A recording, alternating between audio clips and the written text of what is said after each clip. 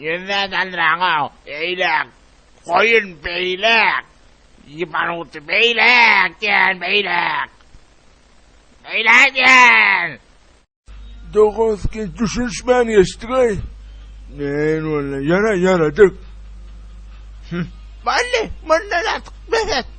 Ha? Bundan artık ben bir etme verecektim. Kendine atmasana. Ben ettim ha, bir etmem yüreğim yoksun artık. Geçecek, gel. Sen geçen aydan yere tatman. Ay geçen sıkıntım ne vallahi.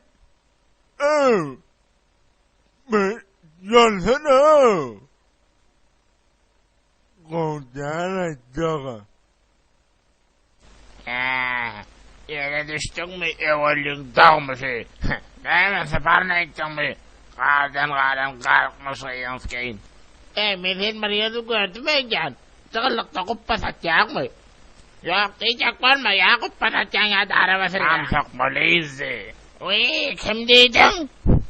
Oğlanlar ben bankta işleyen. Oh, hoplamasak olma ya. Oh yes, in my believe me. You are believe me? Yes. My penis, you are Jopa. Yes, of course. My penis, you are Jopa. No, my penis, you are Jopa.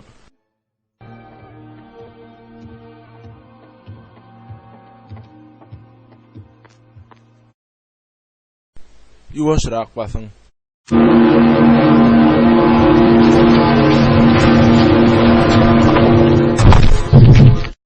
Yazık durayacağız ki yavaşrak basın. O kaplama. Gelen bize 3 gün vallahi takarız ki çoluk yağa. Kimdir? Vay doğan bu ben. Sağlardan giyosilizi. Sağlardan çağırayın da. Olsumat yok.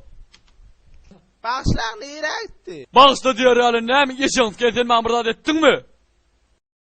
Aydan yaşayız ki grubi etme bacıyız ki. Hayat edin biz taştan geldik. Kör köpüğümüz yok. Biz salayın da. Dinli maçı kaptılında kaldı. Geçiyorsunuz kenguru bidesi. Vay gip katlacan çoğullum da. Dinle birinci bilene iyicen etti ha. İkinci bilene bu koşku dinle kıyla.